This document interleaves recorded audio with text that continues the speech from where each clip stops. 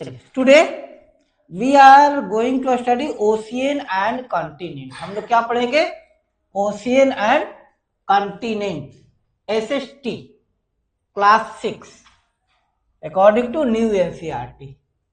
कहता let us return to our globe and rotate it gently. ये globe है, करा ग्लोब को देखिए पहले और उसको घुमाइए और look at the picture of the earth seen from the moon. ये जो पिक्चर है मून से लिया गया था। कहां से लिया गया था? मून से लिया गया था अर्थ का पिक्चर। मून से लिया गया था, किसका पिक्चर लिया गया था? अर्थ का पिक्चर लिया गया था। What is the most widespread color you see? अब इसको देखिए, इसको एक बार फिर से कह रहा है, ध्यान से देखिए। कौन सा कलर दिख रहा है? कौन सा कलर सबसे ज्यादा दिख रहा है? कौन सा कलर दिख रहा है? तो देखिए सबसे ज्यादा इसमें कलर पहले कौन कौन सा दिख रहा है? एक तो ब्लू कलर दिख रहा है, फिर कौन सा कलर दिख रहा है? ब्राउन कलर दिख रहा है ना, और कहीं कहीं पर व्हाइट कलर भी दिख रहा है ना। अच्छा, what is the most wide spread colour you see? Answer क्या कहता है? It is blue.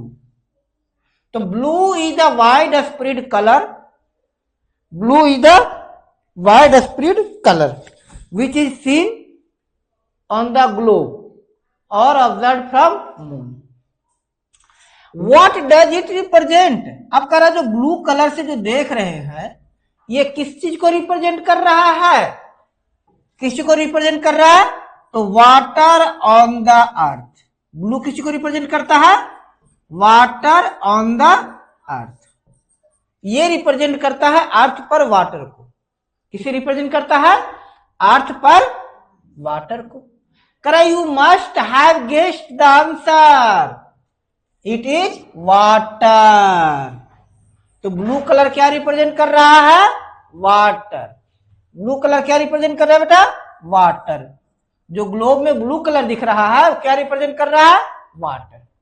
अब ब्लू कलर इज डोमिनेंट। एक और यहां पर से यहां कंक्लूजन निकलता है, ब्लू इज डोमिनेंट कलर। इसको अगर देखिएगा तो blue is dominant colour. Dominant का मतलब होता है सबसे ज्यादा दिखने वाला। Blue is dominant colour. Dominant colour, dominant का मतलब क्या हो गया? सबसे ज्यादा दिखने वाला। तो ब्लू डोमिनेंट कलर है। अब blue is dominant, what it means? इसका मतलब क्या हो गया? ब्लू कलर डोमिनेंट है ना बेटा, इसका मतलब क्या हो गया? कि the most of the earth surface is covered with water.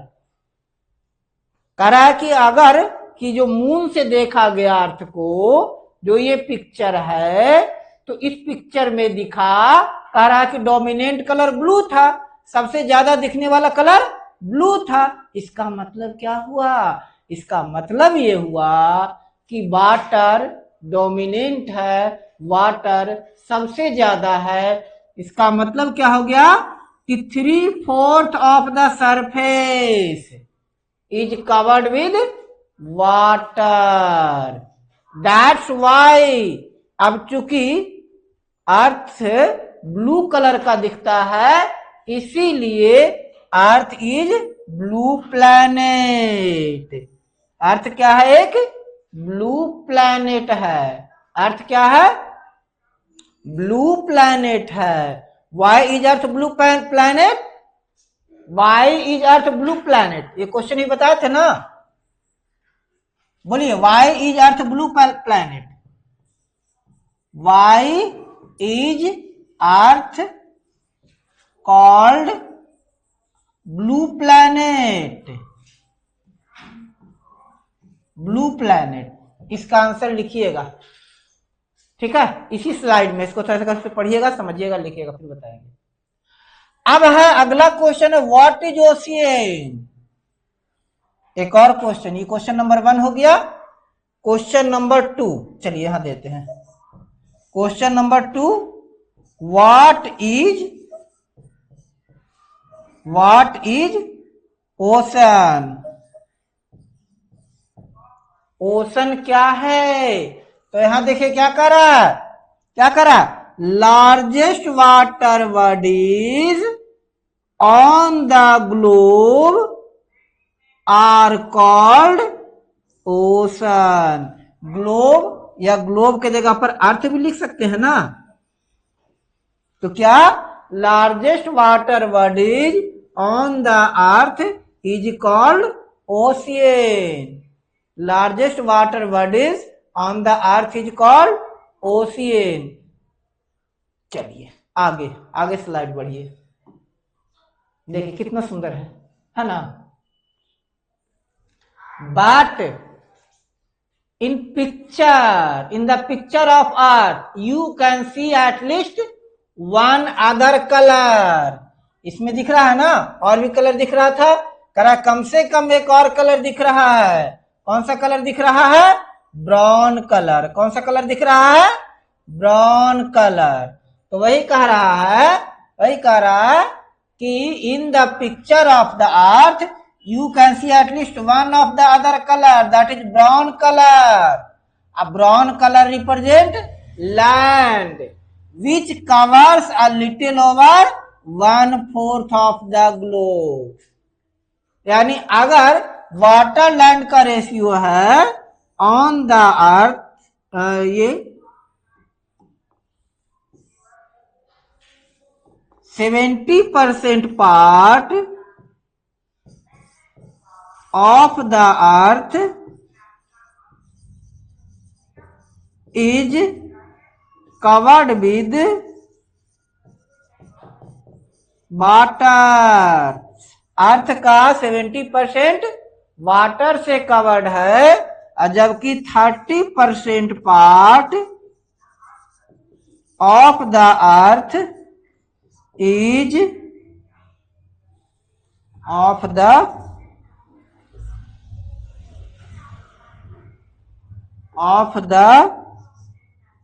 Earth is covered with land. ठीक है।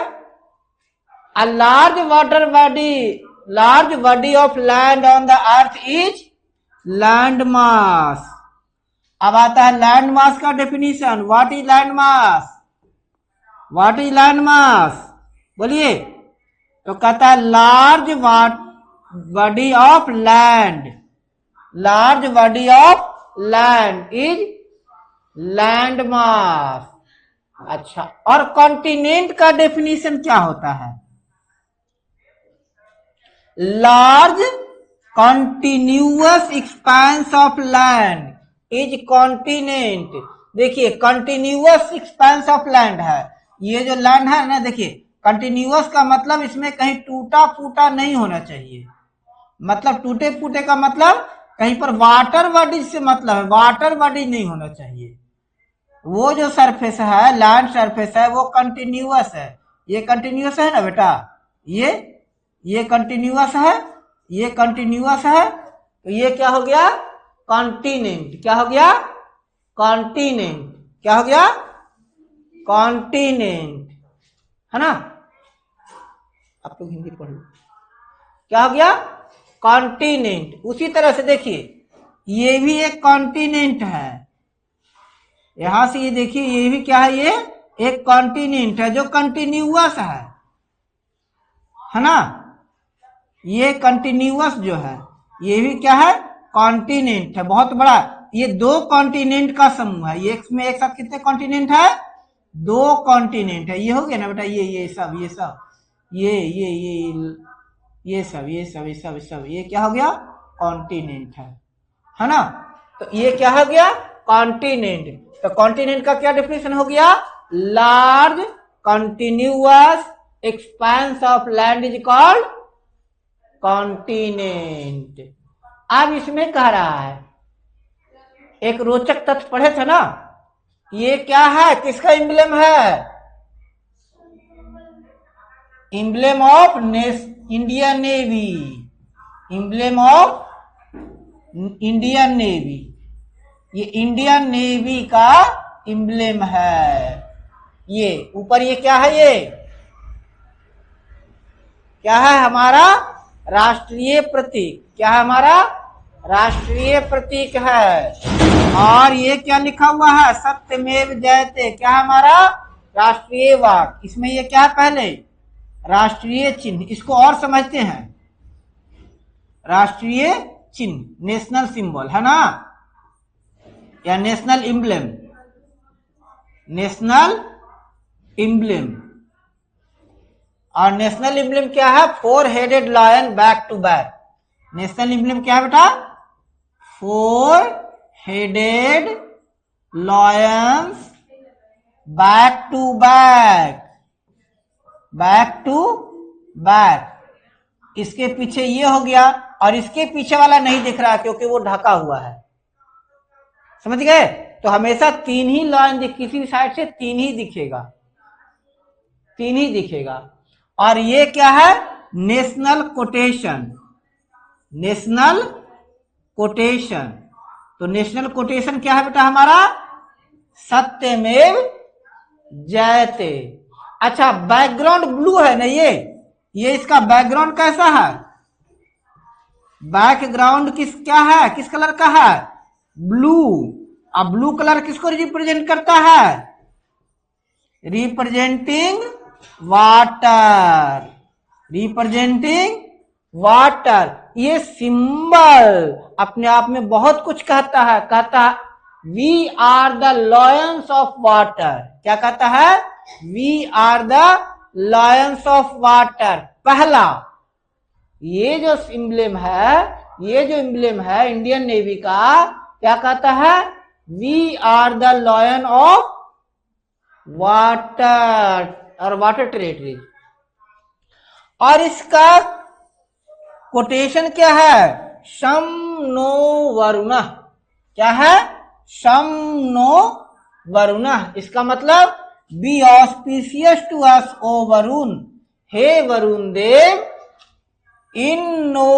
invocation of Varuna, Vedic deity associated with ocean, sky and water.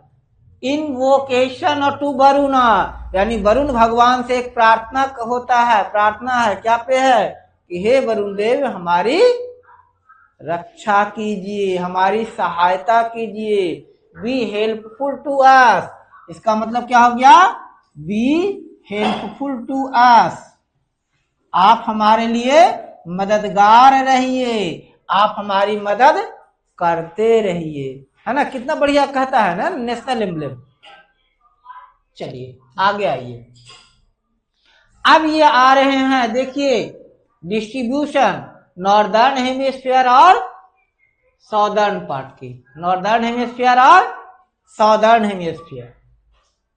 क्या कह रहा है, ओशियन क्या कहता है, क्या कहता है, ocean together hold most of the water available. Earth पर जो वाटर अवेलेबल है उनमें से मोस्ट ऑफ द वाटर कहाँ है, ओशियन में है। मोस्ट ऑफ द वाटर कहाँ है अर्थ का, ओशियन में। जो most of the water available है किसमें है, ओशियन में है। But sea water is salty, sea water is salty, खारा है ये। अनफिट फॉर कंजम्पशन, आप नहीं पी सकते, ओशियन वाटर को आप नहीं पी सकते, सी वाटर को नहीं पी सकते। Most of the animal, most of the plant, ये सब नहीं पी सकते। On the other hand fresh water भी है ना अर्थ पर, अर्थ पर फ्रेश वाटर भी तो है, बट क्या है, इट इज ना वेरी स्मॉल प्रोपोर्शन। अर्थ पर सी वाटर बहुत ही छोटा सा है। मतलब अगर आप 1 गिलास वाटर लीजिए तो 1 गिलास वाटर में 1 घूंट से भी कम वाटर है। समझिए, पूरा जो वाटर अवेलेबल है उसका 1%, 99% वाटर ओशियन में है। नहीं दिख रहा है, देखिए तो पूरा पूरा अर्थ दिख रहा है ना पूरा, देखिए तो कहाँ है, सब तो वाटर से भरा हुआ है ना, वाटर है कि नहीं, है ना, नहीं बोल रहे हैं जी। प्लैनेट्स वाटर रिसोर्सेज, अच्छा अब जो कहता है कि स्मॉल प्रोपोर्शन ऑफ वाटर है, कहां प्रेजेंट है, तो जो फ्रेश वाटर है, कौन सा वाटर, फ्रेश वाटर, कहां प्रेजेंट है, it is present in glacier, it is present in rivers, it is present in lakes, it is present in atmosphere and underground। कहाँ कहाँ है बेटा, ग्लेशियर में है, रिवर्स में है, लेक्स में है, एटमॉस्फेयर में है। अब कहता है कि कहां पर, अर्थ में कहां पर वाटर, वाटर वेपर के रूप में है। अब देखिए, अब देखिए, देखिए ग्लेशियर में किस फॉर्म में है वाटर, सॉलिड फॉर्म में, किस फॉर्म में है बेटा, ये सॉलिड फॉर्म में, ग्लेशियर में वाटर किस फॉर्म में है बेटा, सॉलिड फॉर्म में, आइस के रूप में, रिवर्स में, लेक्स में और अंडरग्राउंड वाटर ये किस फॉर्म में है बेटा, लिक्विड फॉर्म में, किस फॉर्म में है ये, लिक्विड फॉर्म में। और जो एटमॉस्फेयर में जो वाटर है ये है बेटा जी गैसियस फॉर्म में, किस फॉर्म में, गैसियस फॉर्म में, किस फॉर्म में बेटा, गैसियस फॉर्म में। तो अर्थ पर वाटर ऑल थ्री फॉर्म में है, अर्थ पर वाटर ऑल थ्री फॉर्म में है, सॉलिड फॉर्म में भी है, लिक्विड फॉर्म में भी है और गैसियस फॉर्म में भी है। यहां पर एक क्वेश्चन आपके लिए है कि water on the earth, water on the earth is present, water on the earth is present in all three forms, all three forms, justify, justify. तो यही लिखिएगा कि in solid form water is present in the form of present in glaciers, in liquid forms it is present in river, lakes and underground, whereas in gaseous form it is found in the atmosphere। यहां देखिए, यहां पहले continent है ना, कौन कौन सा, north America, south America, Africa, Europe, Asia, Australia, Antarctica, है ना, अंटार्कटिका।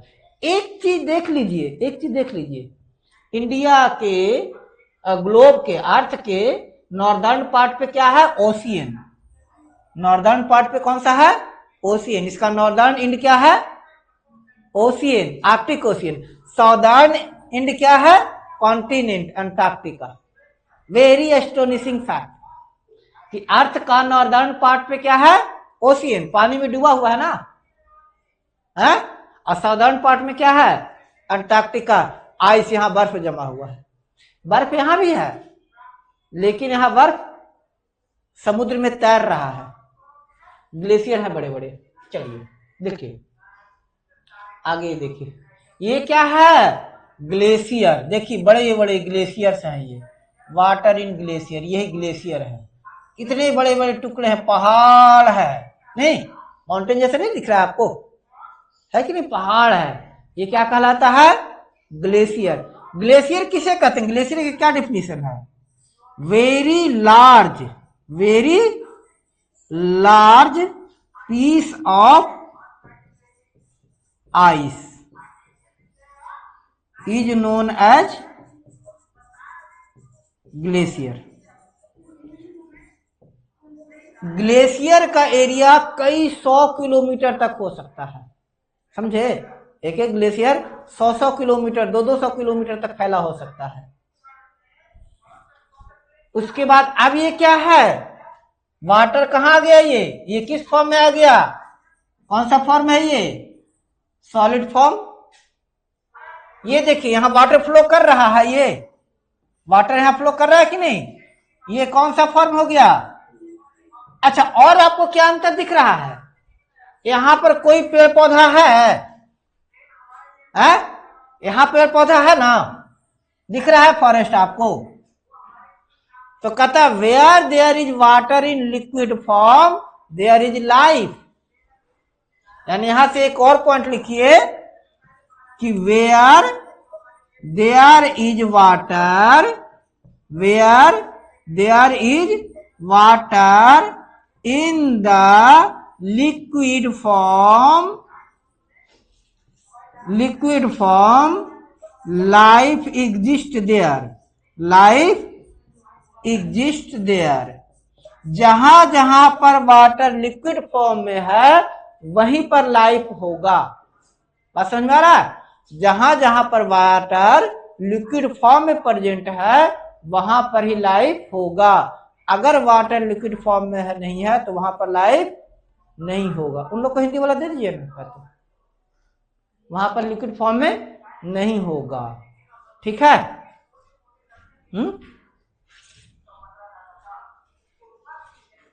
लीजिए हिंदी चैप्टर 2 डाउनलोड करके दे दीजिए हिंदी। आगे ये हो गया। अब ये देखिए, ये देखिए, ये देखिए, ये देखिए वाटर, ये क्या है, क्या दिख रहा है आपको, ये क्या है,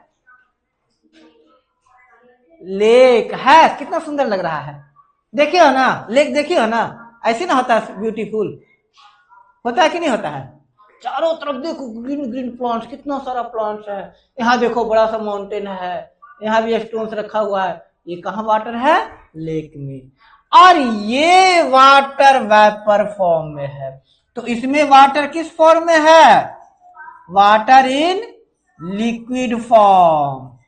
किस फॉर्म में है बेटा, वाटर किस फॉर्म में है बेटा, लिक्विड फॉर्म में। और यहां वाटर किस फॉर्म में है, वाटर इन एटमॉस्फेयर। तो वाटर किस फॉर्म में है, गैसियस फॉर्म में। किस फॉर्म में, गैसियस फॉर्म में। तो आपको वाटर सॉलिड में भी दिख गया, वाटर सॉलिड फॉर्म में भी है, वाटर लिक्विड फॉर्म में भी है, वाटर लिक्विड फॉर्म में भी है, और वाटर गैसियस फॉर्म में है। अर्थ पे वाटर ऑल थ्री फॉर्म में प्रेजेंट है, अर्थ पे वाटर ऑल थ्री फॉर्म में प्रेजेंट है। अब हम बात करेंगे किसकी, ओशियन की, ओशन और कॉन्टिनेंट। पहले हम किसकी बात करेंगे, ओशन की। ओशन का मतलब क्या होता है, वेरी ह्यूज वाटर बॉडीज। क्या, ह्यूज वाटर बॉडीज, वाटर के बहुत बड़े बड़े स्टोरेज, क्या है वो, ओशियन। अब ये नाम याद रखिएगा, डिसेंडिंग ऑर्डर में according to area, according to area, इसका डिसेंडिंग फॉर्म। अब इसके बारे में हम कुछ बहुत से इंटरेस्टिंग फैक्ट जानेंगे। डिसेंडिंग फॉर्म कौन कौन है, पैसिफिक, अटलांटिक, इंडियन, आर्कटिक और अटलांटिक दो जगह लिख दिए, अंटार्कटिका, अंटार्कटिक है ना, अंटार्कटिक नहीं साउथ एशियन होगा, देख लेते हैं। North Atlantic, south Atlantic, Indian ocean हो गया, पैसिफिक हो गया। अच्छा चलो ठीक है, ये देखते हैं, अटलांटिक दोबारा आ गया। अच्छा अब देखिए, पहले कुछ चीजें जान लेते फिर पढ़ेंगे। समझिए कौन सा ओशियन एस शेप में है, एक ओशियन जो है एस शेप में है। देखिए बन गया, एस बन गया। ये कौन सा ओशियन है, अटलांटिक ओशियन। किस शेप में है, एस शेप्ड ओशियन है। हाँ कितना बढ़िया फैक्ट आया, एस बन गया ना बेटा यहां पर। तो अटलांटिक ओशियन किस शेप में है? एस शेप में। अब एक एक करके जानेंगे आज। सबसे पहले 5 ओशियन कौन कौन? Pacific ocean, Atlantic ocean, Indian ocean, arctic ocean and southern ocean, है ना। कौन छूटा था मेरा? इंडियन ओशियन हो गया, आर्कटिक हो गया, एंटार्क्टिक ओशियन छूट गया था ना। अंटार्कटिक ओशियन है ये। कौन सा ओशियन है? Antarctic ocean.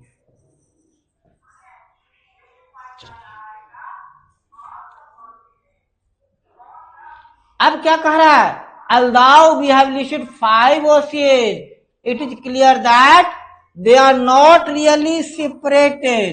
जो सारे के सारे 5 ओशियन है ये एक दूसरे से अलग है, कहीं ना कहीं पर जुड़ रहा है ना। जैसे देखिए पैसिफिक ओशियन अटलांटिक ओशियन से जुड़ गया, जुड़ा कि नहीं जुड़ा?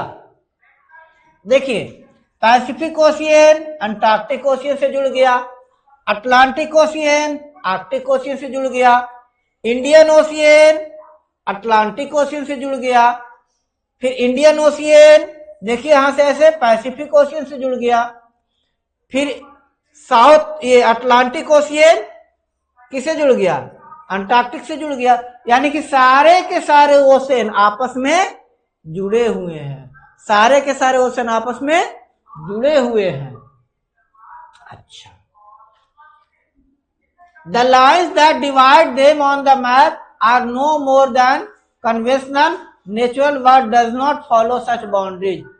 करा सी वाटर जो है, सी water constantly flows across the different ocean.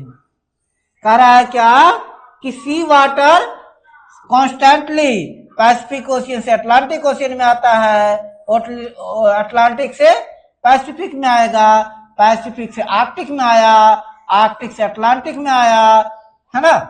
Atlantic से इंडियन ओशियन में गया, इंडियन से फिर पैसिफिक में गया, फिर आर्कटिक में आया। तो इस तरह से जो वाटर है सारे के सारे ओशियंस में क्या होता है? सर्कुलेट होता है। रिवर की तरह नहीं कहीं पर क्लोज्ड है, पैक्ड है, वो हमेशा सर्कुलेट होते रहता है। Sustaining rich diversity of marine life, और ओशियन में काफी सारे मेरीन लाइफ की डाइवर्सिटी है, कई तरह खारे पानी के जीव हैं। Many plants and animal species can be found in multiple ocean.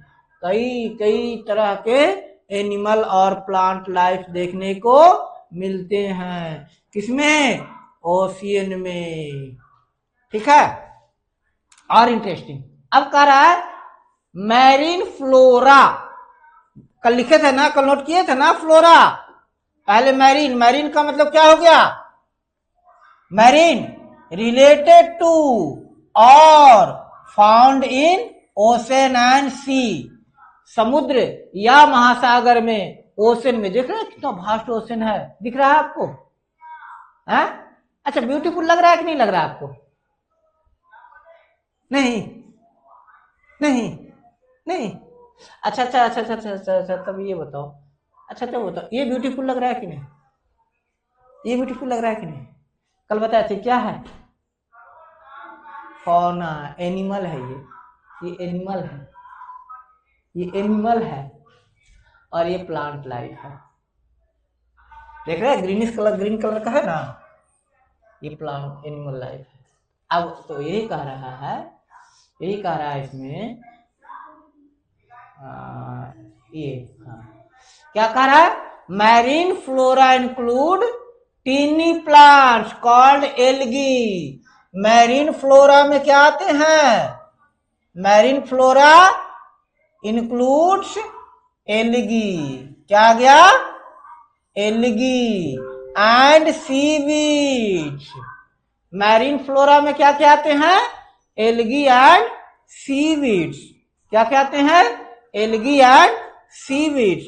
ये आपका मैरीन फ्लोरा है, ये एल्गी है, और ये सीवीड्स आपको दिख रहा है।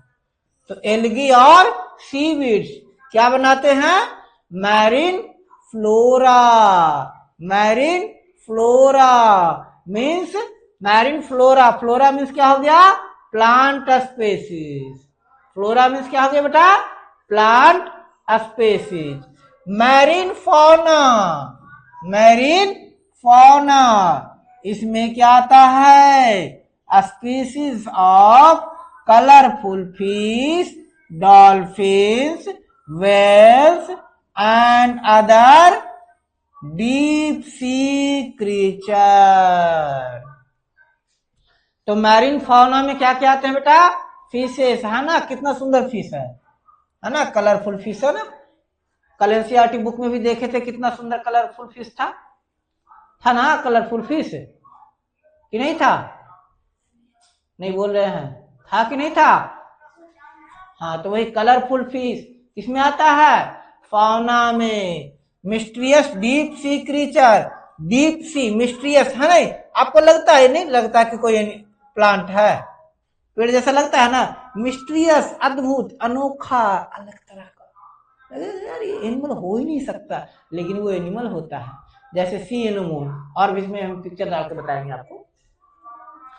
करा each part of the ocean, each part of the ocean from sunlit surface to dark depth has on diverse life form।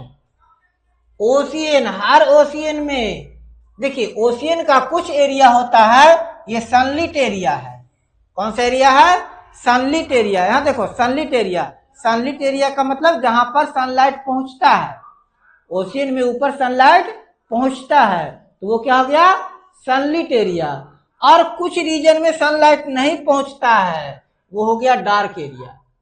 कौन सा एरिया? Dark area. कौन सा हो गया? Dark area. ठीक है। तो कह रहा है ocean from sunlit surface to dark depth. ये डार्क डेप्थ है, सनलिट सरफेस से डार्क डेप्थ, दोनों जगह लाइफ पाया जाता है, दोनों जगह एनिमल्स पाया जाता है, दोनों जगह क्रिएचर पाया जाता है। ये डेफिनेशन तो लिखे थे ना, फ्लोरा का, फौना का, मैरीन लाइफ, ये तो ठीक है। अब देखिए इसमें ये आपके लिए है। 5 ओशियन है, कौन कौन?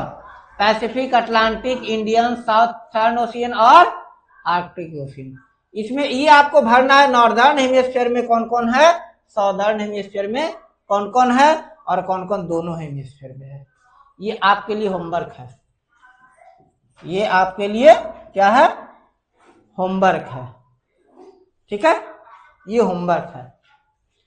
अब देखिए कुछ पॉइंट्स। लार्जेस्ट ओशियन कौन सा है? लार्जेस्ट ओशियन पैसिफिक ओशियन क्या है? लार्जेस्ट। ये वही ऑर्डर है, पैसिफिक, अटलांटिक, इंडियन, साउथर्न और आर्कटिक। पैसा, इनको कैसे याद रखिएगा? पैसा, क्या? पैसा। ओशियन को याद रखने का क्रम है, P for Pacific, A for Atlantic, A for Atlantic, I for Indian, S for southern और ए फॉर आर्कटिक। आहा, पैसा, पैसा रुपया नहीं, पैसा। पैसा से क्या नाम याद हो गया? पांचों ओशियन का। इस ऑर्डर में, डिक्रीजिंग ऑर्डर में, बड़े से छोटे के क्रम में। किस ऑर्डर में? डिक्रीजिंग ऑर्डर में, है ना। अच्छा, और हम लोग कौन सा ओशियन देखे थे? अटलांटिक ओशियन, है ना। अच्छा चलो, इसमें और आगे हम बताएंगे। ये पैसा हो गया, पैसा हो गया, पैसा हो गया, पैसा हो गया। और ये ओशियन कैसा है? एस शेप में है, इसको मिला दीजिए तो यहाँ शेप बन गया। अटलांटिक ओशियन एस शेप में है। अच्छा, अच्छा चलिए ठीक है, आगे क्या करा, अटलांटिक ओशियन बिजिएस्ट ओशियन है, सबसे बिजी ओशियन अटलांटिक है, बिजिएस्ट का मतलब सबसे ज्यादा ट्रेड अटलांटिक ओशियन से होता है, और आर्कटिक ओशियन कोल्डेस्ट ओशियन है। सारे ओशियन के बारे में जो फैक्ट होगा हम नेक्स्ट क्लास में करेंगे, सारे ओशियन के बारे में नेक्स्ट क्लास में अब हम ओशियन के बारे में डिस्कस करेंगे, हर एक ओशियन के बारे में, और ऐसा इंटरेस्टिंग फैक्ट हम लोग समझेंगे। ठीक है, आज के लिए इतना ही, दैट्स ऑल फॉर टुडे।